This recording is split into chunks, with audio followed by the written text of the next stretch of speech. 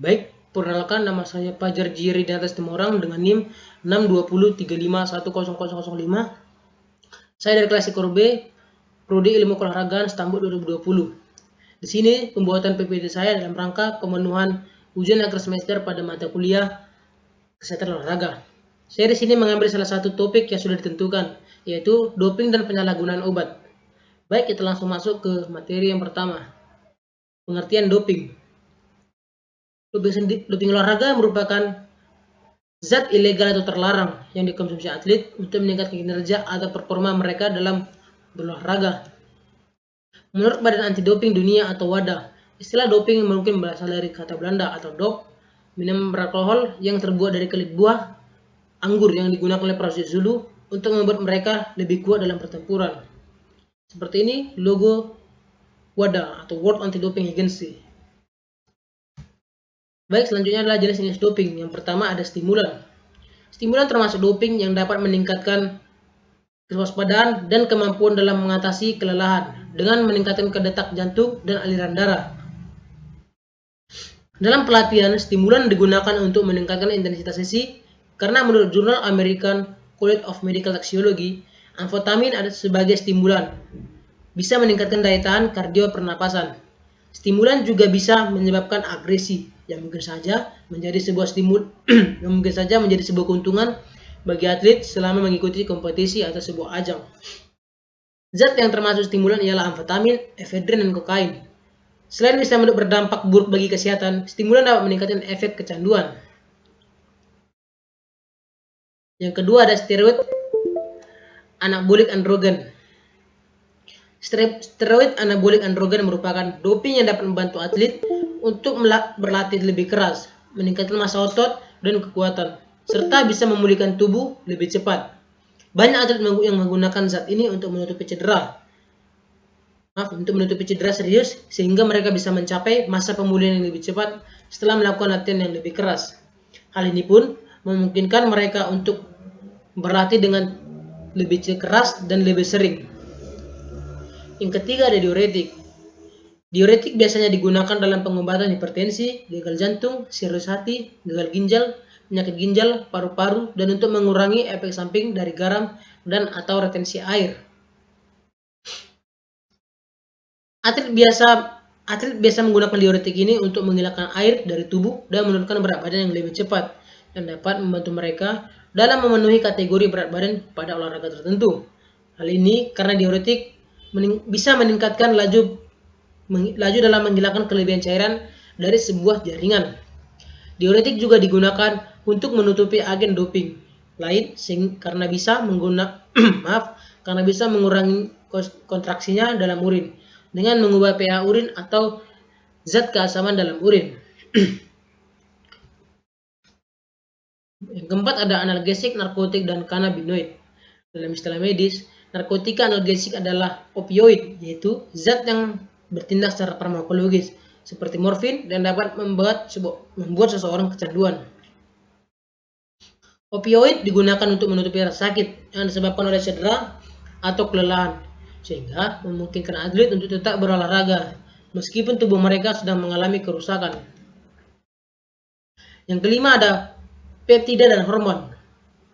Peptida, hormon, dan faktor pertumbuhan lain yang biasa digunakan dalam olahraga ialah hormon pertumbuhan manusia atau HGA, erythropoietin atau EPO, insulin, human chorionic gonadotropin atau HCG, dan adrenocorticotropin atau ACTH.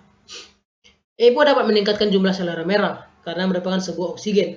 EPO akan meningkatkan curah dan kekuatan dan mempromosikan sel darah merah. Lebih banyak sel darah merah berarti lebih banyak hemoglobin dalam darah, sehingga menyebabkan tubuh memiliki tingkat oksigen yang lebih tinggi dan energi yang lebih besar. Sementara itu, gonadotropin atau HGH adalah hormon dengan efek anabolik yang digunakan untuk meningkatkan massa otot dan kinerja seorang atlet. Yang keenam ada SERA. SERA atau Continuous Erythropoiesis Receptor Activator merupakan turunan generasi ketiga dari EPO. SERA kerap digunakan untuk meningkatkan kapasitas pembawa oksigen guna meningkatkan daya tahan tubuh.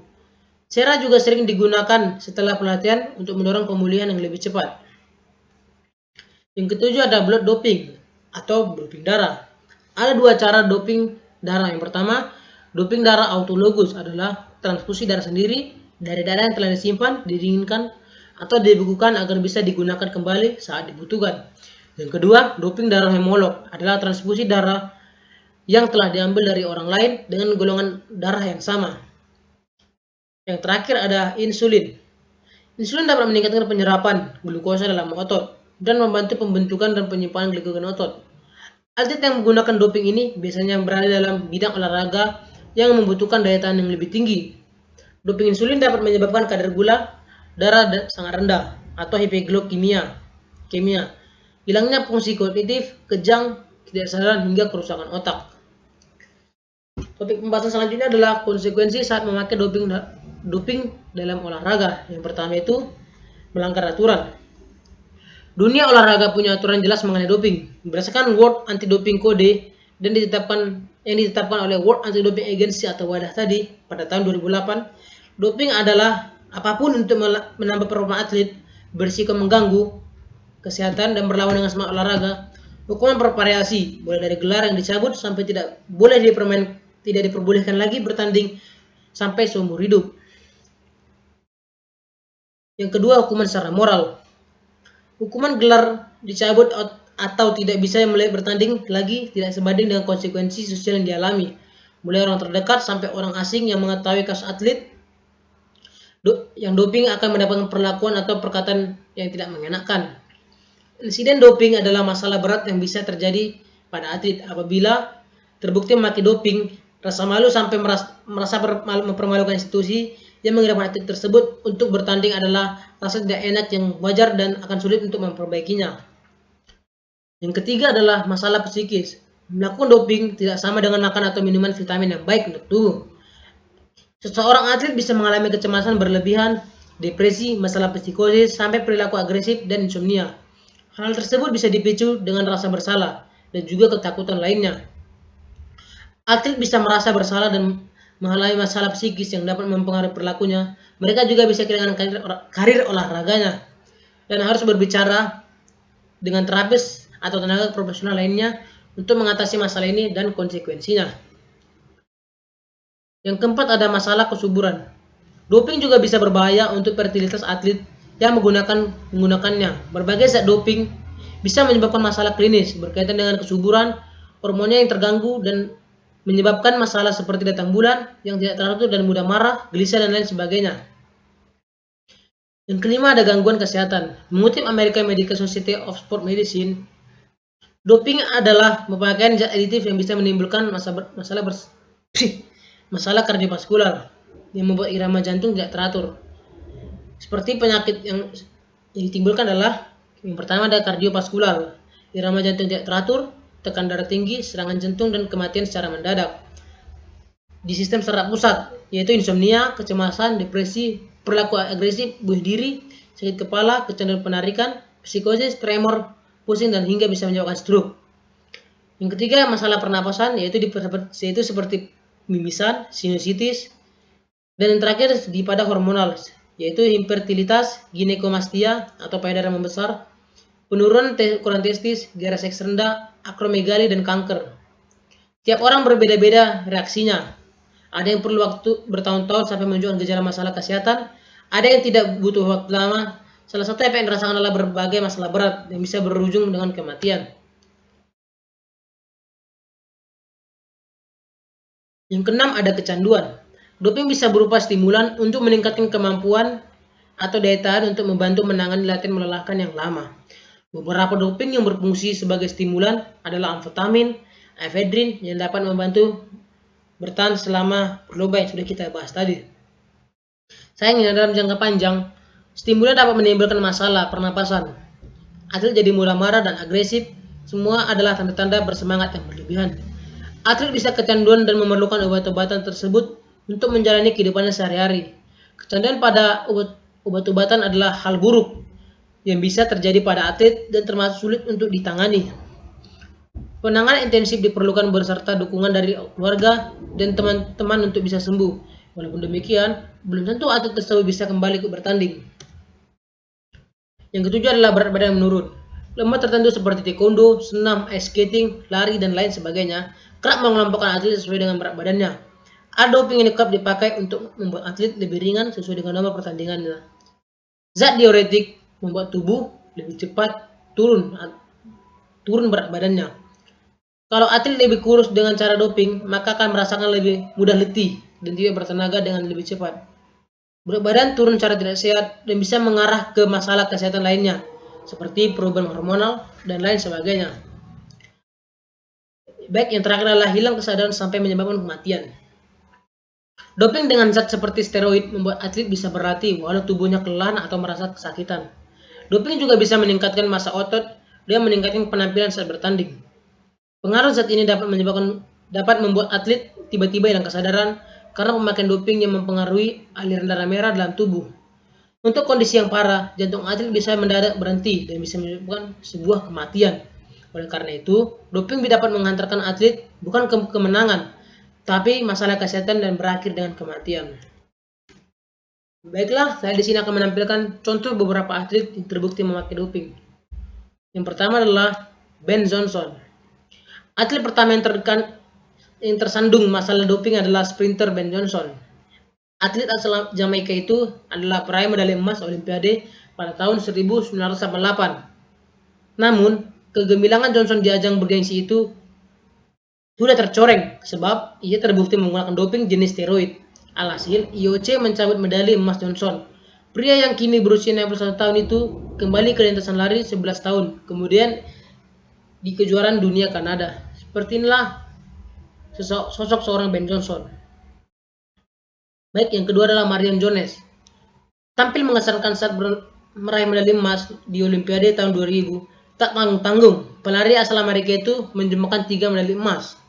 Pada tahun 2007, Jones membuat sebuah pernyataan yang tak akan diduga oleh khalayak ramai. Sebelum Olimpiade Sydney, Jones menggunakan steroid dan usai pengakuannya, Jones mengembalikan 5 medali ke IOC alias Komite Olimpiade Internasional. Nyatanya, Badan Anti Doping Amerika menjatuhi Jones hukuman. Dia dilarang tampil selama 2 tahun dan seluruh medali yang diraihnya dicabut. Jones juga sempat dipenjara selama 6 bulan sebab dia telah membuat kebohongan kepada agen federal saat menjalani penyelidikan terkait insiden di Olimpiade Sydney. Beginilah tampilan Marion Jones. Yang ketiga ada Martina Hingis. Pada 2003, Martina Hingis mengguncangkan dunia tenis. Keputusannya pensiun di usia 22 tahun jadi pemicunya.